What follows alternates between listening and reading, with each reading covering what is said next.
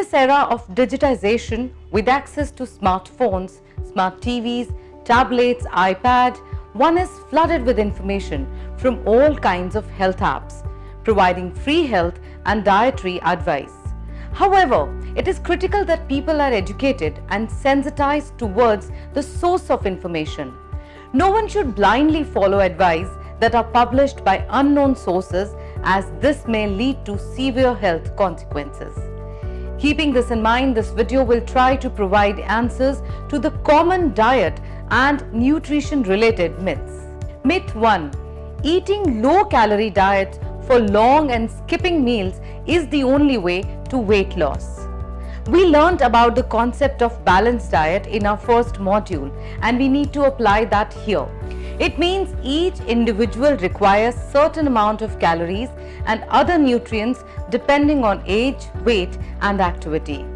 Our body has to be in a balance. The intake should ideally be equal to the output. Thus, weight loss is about creating an energy deficit, which in simpler terms means taking in lesser calories than your body expends each day. Severely limiting calories can make the body think it is caught in a famine and that it needs to do more with fewer calories. When a body starts to preserve calories instead of using them to ward off a famine situation, the diet can backfire, and instead of losing weight, we can start gaining kilos.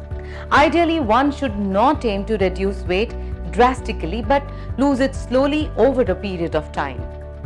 Scientifically, one should reduce 500 kcal per day in one's diet to reduce 500 gram in 1 month. Though it might not sound very encouraging, this is the ideal way to lose weight safely. Myth 2. Vegetarian diets are deficit in protein. We learned in earlier modules that we can get protein from both animal and plant sources. What is critical is not the source but the quality of protein.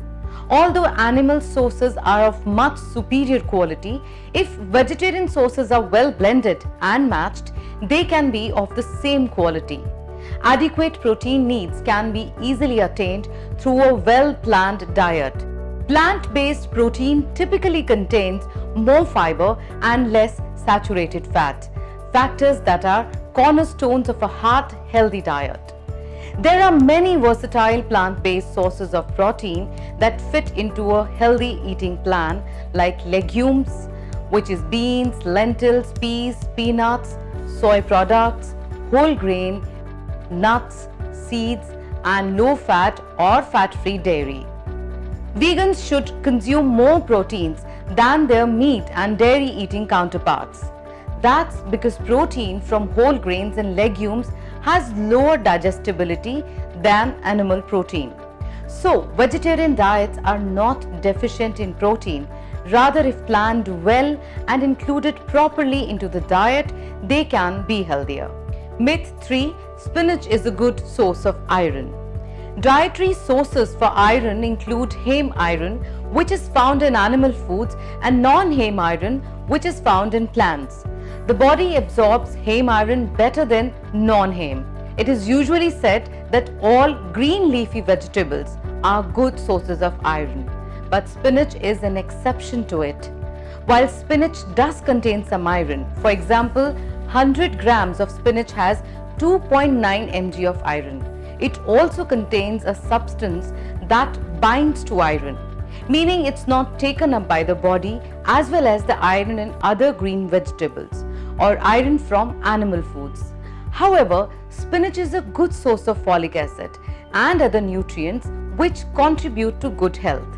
It's important to say that one should include a variety of both plant and animal foods to get the iron the body needs. Apart from this, try to add foods rich in vitamin C like lemon, amla and other citrus fruits to the diet to help the body absorb more non-heme iron easily. Myth 4. Fortified foods are impure or adulterated. Food fortification is the practice of deliberately increasing the content of essential micronutrients like vitamins, minerals, including trace elements, in a food so as to improve the nutritional quality of the food. The idea behind this is to provide a health benefit to people with minimal risk to health. In India, the Food Safety and Standards Authority of India has laid down standards for fortifying 5 food commodities, namely wheat flour, rice, salt, oil and milk with nutrients like iron, vitamin A, vitamin D and some other vital nutrients. This practice helps to make the food vehicle rich in a nutrient that it was deficient in. It is a common age-old practice in Western countries. For example, Switzerland has been fortifying salt with iodine since 1923 and USA since 1930. Therefore, fortification doesn't make the food impure or adulterated. Rather, it makes it more nutritious by adding the nutrients which the food was lacking in. Myth 5. Salt symbolizes purity and makes our food pure and protects us from infections. It is true that salt is an essential ingredient of food and enhances its taste. It is also used as a preservative and that is why it is added to pickles, chutneys, papads, commonly consumed in Indian households. Salt is a major source of sodium in our diet. Though sodium helps in maintaining the water balance in the body, excess of sodium, which primarily comes from salt, is associated with increased blood pressure. Further, an excess of sodium leads to greater calcium excretion from our body, thereby affecting our bone health. Therefore, one should not consume more than 5 grams of salt, that is 1 teaspoon per day. Myth 6. Newborns feel thirsty during the summer and hence should be given water. Newborns and infants below 6 months of age should only be given breast milk.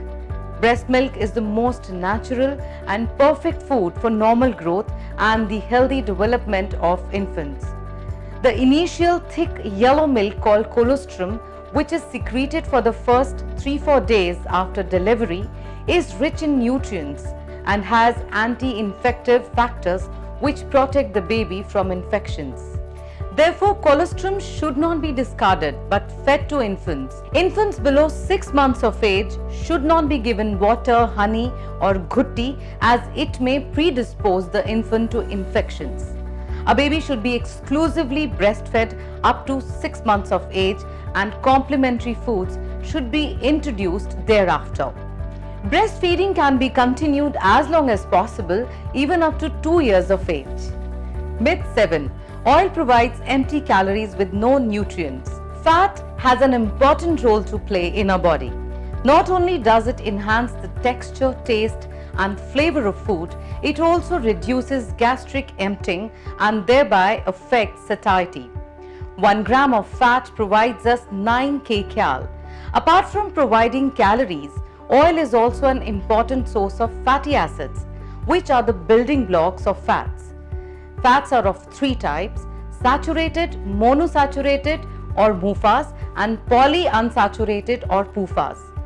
Although the human body can synthesize MUFAs and saturated fatty acids, it cannot synthesize prime PUFAs and hence it has to be obtained from the diet. An important point to consider is we should be able to have the right mix of different fats as part of our diet.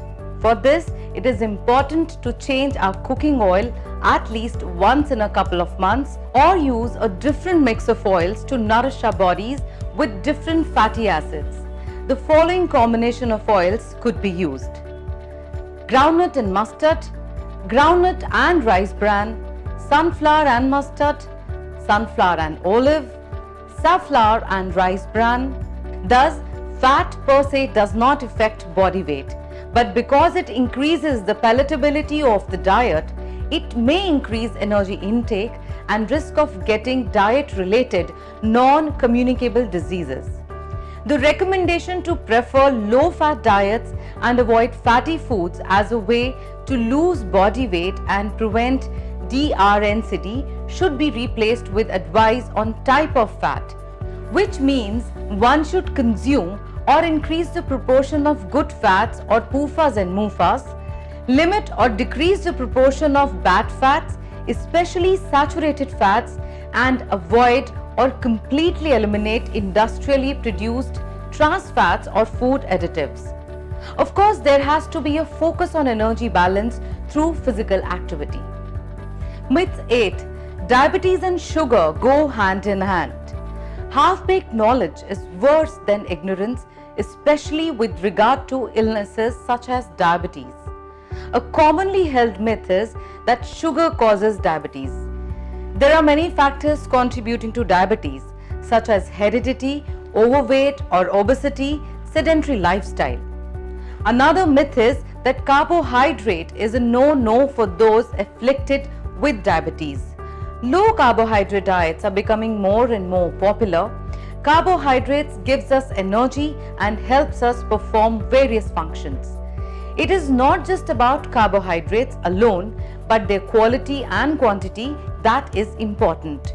Choosing fiber-rich foods like whole grain and pulses, limiting the use of refined carbs like maida and refined atta, and avoiding processed foods like cakes, chips, etc., and packed juices is the safe recommended path for diabetics. It is best to consume carbohydrates with proteins as they complement each other and help improve absorption.